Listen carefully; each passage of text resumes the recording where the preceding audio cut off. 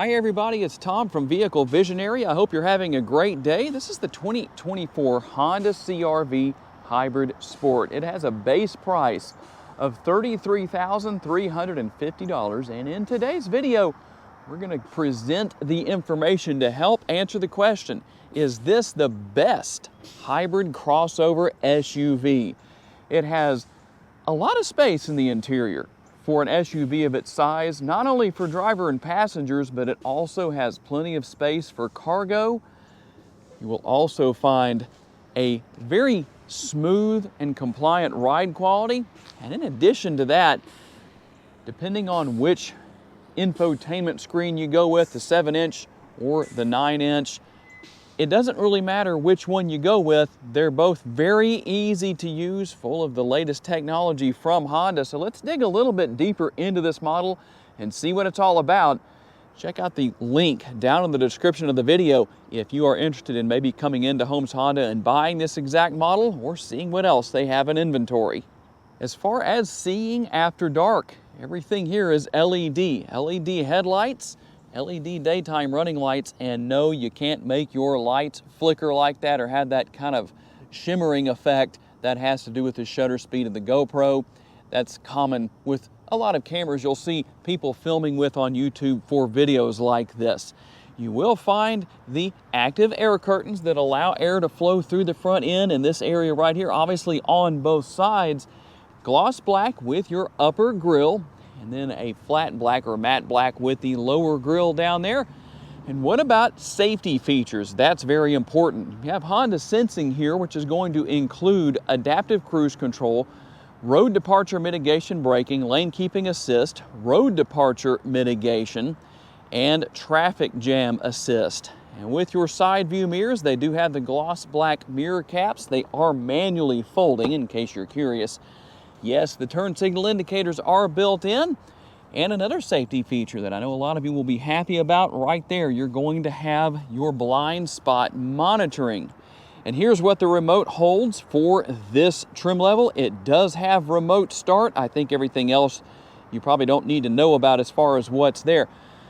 And if you're curious about the window tint, this actually is not factory tint. It's installed by Holmes Honda here at the dealership. They have their service department that handles that. And if you're wondering what are the percentages, we're looking at 40 for the front windows, 25% for these side windows in the rear, and the back window is going to be 12%. And if you're not familiar with what those numbers mean, that's the percentage of light that's allowed in through the window through that window tint. Then we'll finish things off here. We will have the roof rails up there on the top, the body-colored shark fin antenna, the rear roof spoiler, as well as the LED taillights. There's your CR-V and hybrid logo. Everybody's going to know they're driving behind your CR-V Hybrid Sport. And then the exhaust finishers down there to finish things off on the rear. This is a manually operated tailgate. But once you get it to move just a little bit, it's dampened. That takes over, makes things a lot easier. So not a power tailgate here, but keep in mind, the price point on this particular model isn't the highest, which means you're not going to have all of the features and functionality. Depending on what you want to spend, well, you may want to go higher than that. This particular model is front-wheel drive. All-wheel drive is available. Let's talk a little bit about tire and wheel size. Maybe you see a number on the side of the tire and you're wondering what it means. In this case, it would be 235, 60, 18. The 235 is the width.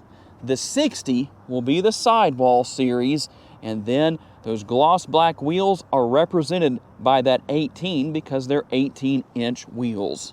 And if anybody wants to have a peek under the hood of your Hybrid Sport, well, one thing that sure makes things easier, you don't have to go looking for a prop rod to hold things up.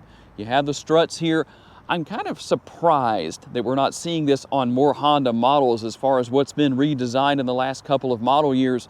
So far, this is the only one that has this, but probably not that big of a deal to most people. What's under the hood? Well, you have the hybrid system, the electric motors, and the gas engine that is a 2-liter naturally aspirated 4-cylinder.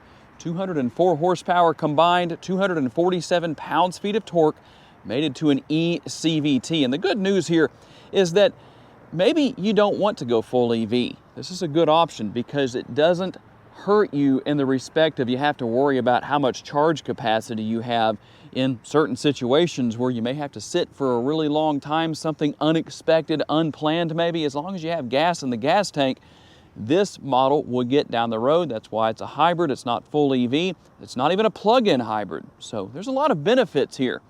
How about the benefit of gas mileage? 43 city, 36 highway, 40 combined, and 2.5 gallons of gas per every 100 miles driven. And if you're wondering why the numbers are reversed between city and highway, normally highway would be higher over here than city. Well, that's because when you're out on the highway, you're going to be using that 2-liter motor more than you will be driving in hybrid mode or EV mode, just the way it is. And if you're curious, some of you might want to know, what size is the gas tank? This is a 14-gallon gas tank, and cargo capacity comes in at 36.6 up to 76.5 cubic feet if you want to tow with the hybrid CRV. Towing up to 1,000 pounds is what you'll find. If you're saying you can tow 1,500 pounds, that is for the non-hybrid CRV. And you will find cargo lighting back here to help things out after dark. You will also find your hooks right there for grocery bags and whatever else you may wish to put on there. 12-volt power outlet is here to help out with whatever you might want to do, maybe tailgating or whatever the situation is. And to maximize cargo space, you'll just pull up on the release right here and lower both sides of the seats. Obviously, you have to do that on each individual side. And yes, this seat belt right here, that is removable. There's a tool that actually will come with your CRV that allows you to easily do that. That's no big deal at all. But for those who like to see cargo capacity maximized, there you go. And this is what your rear seat passengers are going to find. Obviously, we have the jet black interior, but I like the orange contrast stitching, just something different other than white that we often see with a black interior.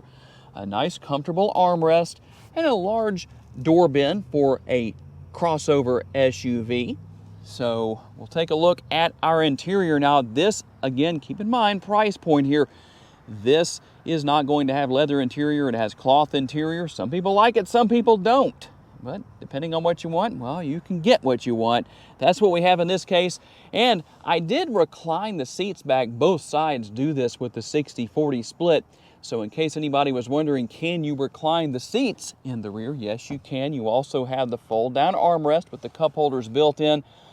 I would like to see more car makers have this design with the cup holders because you could put cups, bottles, whatever in there and still use the armrest area at the same time. A lot of the time when they're up here like they normally are, well, once you put a bottle on one side or both, it really kind of defeats the opportunity of using that for its intended purpose as an armrest.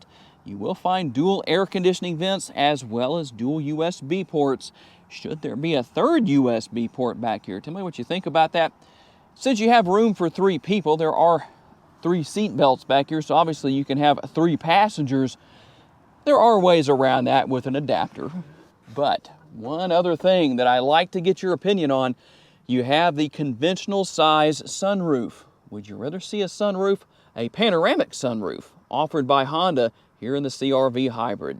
And the front doors being a little larger than the rear doors, you're going to find a larger armrest, just as comfortable, more space within the door bin. And you do have the mats here.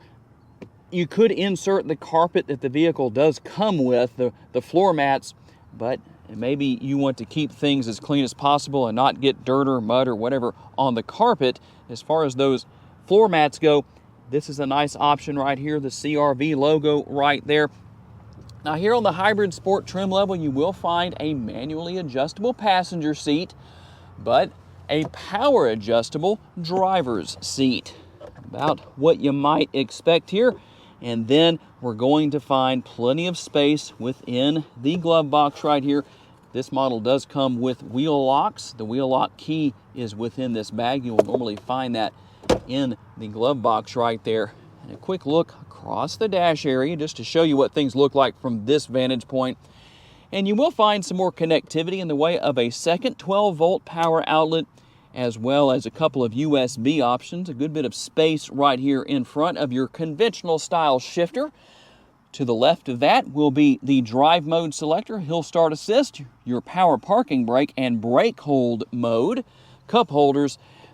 And let's see, well, depending on how tall you are, obviously you can raise or lower the seat to compensate for the height of the center console if you want to use that as an armrest. And then we'll open that up and take a look inside. Normally you wouldn't find all that paper in there. Well, you might, depending on what you put in there. But that's what we have as far as the center console goes. A good bit of space within that area. And we'll close that. You do have the sunglass holder right here, no conversation mirror, but there's your sunglass holder, and here's how you control the functionality and positioning of the sunroof. It slides and tilts open. And here on the driver's side door, well, you expect to find a few extra buttons and switches. You can control those heated power side view mirrors that we looked at earlier. Obviously, you can control all of the windows. You can turn traction control on or off right here, and you can drop the lever right here to adjust the steering wheel. It is tilt and telescopically adjustable. Make sure you put that back in place after you get the steering wheel positioned where you want it, or that could make for an interesting driving experience. And we'll hit push button start and take a look at the digital dash with this model. Very nice, looks modern, easy to use, not a big deal at all. In fact, the home button here with your steering wheel mounted controls, you can use that home button to go to vehicle settings, and then you'll use the scroll wheel right here to go through your vehicle settings and see, well, whatever it is you want to or need to see. And one thing that I figured I'd mention, just because one of you asked me this question recently, someone asked if you could get rid of that digital speedometer there in the center of the dash or the instrument cluster and just have the analog speedometer up there. There is no way to do that. I've only had one person ask about that, but if anybody was curious, well, now you know. Here's where you're going to control the functionality of your lights on the exterior of the vehicle, headlights and taillights. That's also how you use your blinkers for those of you who know how to do that. And you'll also control the front and rear window wipers right here, and what appear to be shifter paddles for that eCVT. Well, that's actually not what they are. These are for controlling regenerative braking, basically using kinetic energy to keep the battery charged. So you can actually increase or decrease that depending on what your personal desire is. And here is the 7-inch screen. Again, that flickering effect, I told you what that's from, so you already know. This is a very simple system to learn and use depending on who you are. No big deal if you've never had this before. Well, it's pretty easy to figure out how it works. And you can even go in and make changes to your safety features. A lot of different things you can do here as far as that goes. You will have your multi-view rear view camera, 3 different views to use depending on what you need to see and where you need to see. That's pretty easy to deal with. A nice clear image right there. And you do have the dual zone climate control down here, as well as heated seats. No ventilated seats in this particular case, but if you were wondering about that, well, there it is. And one more thing before we head out on our test drive. Here is the drive mode selector. I was telling you about that earlier. What do we have? Well, let's start with what the vehicle will default to. Normal. And then we're going to Econ. You also have Snow mode. And then all the way up there at the top, you have Sport mode. And in the interest of fair reporting for those who might wonder, when you turn the ignition off, does the CR-V Hybrid Sport stay in the mode you were driving in when you turned the vehicle off? No, it doesn't. It actually will go back to normal. You will have to go back and reset that if you maybe want to drive in Sport or Snow mode or whatever your situation is. Just something simple. But I know a lot of you might have that question, so there's the answer. And how about a little added value, something that you don't normally see in these videos, but I try to do this as often as I can and show you not only the exterior lighting in a little bit more of a low light situation. It's not completely dark, but enough to give you an idea of what everything looks like. I promise I'm not going to blind you with the headlights and go head on with that. But in case you were curious to know how not only everything looks on the exterior of the CR-V, but also on the interior, let's hop inside and take a quick look at what we have. I'll turn those hazard lights off. But just so you can see what everything looks like in the dark, I know a lot of you are curious about that. So not a lot of ambient lighting or anything like that here, but you can see what is here, and makes it even easier to see those driving modes we went through earlier. Let's go right here so we can get to that. Just one of those things that I know some people like to see as far as the graphics go and what all is available here. You know what's here, but in case you're curious about maybe a little better look at those graphics, now you have it. And here are the low beams, here are the high beams. Okay, here we go on our test drive.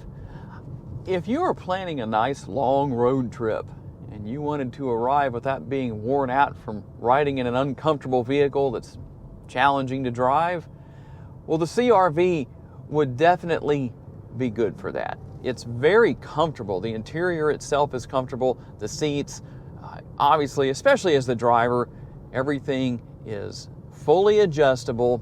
You have a lot of really great options where that is concerned as far as adjusting everything, whether it's the steering wheel or the seats, whatever the case is.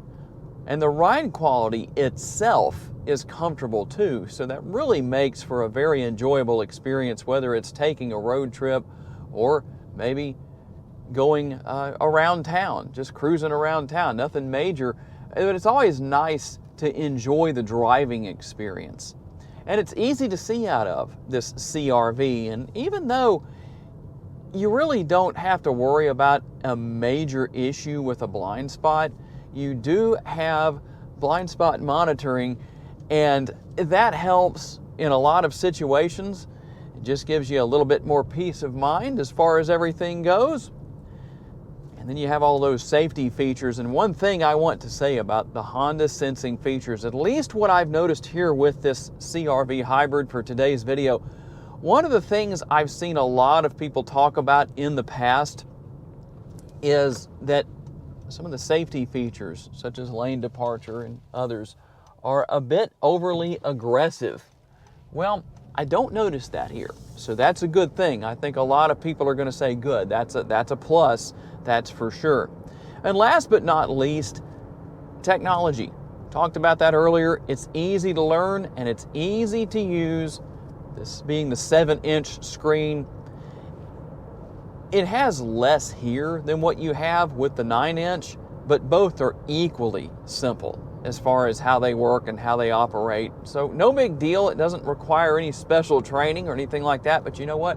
When you have a question and maybe somebody at the dealership didn't answer it for you, or you're just curious, or whatever the case is, may have forgotten, well, you're in the right place to learn about those things. YouTube. You can watch videos, tutorial videos, and watch them as many times as you need to until you feel like you're comfortable with everything, and that works really well. And something else here, and this is going to be based on your personal experiences. So you may hop into the CR-V hybrid and say something opposite. But for me, I personally believe that the brake pedal is very well balanced and easy to manage. Ultimately, the braking system on the vehicle, it's easy to get used to.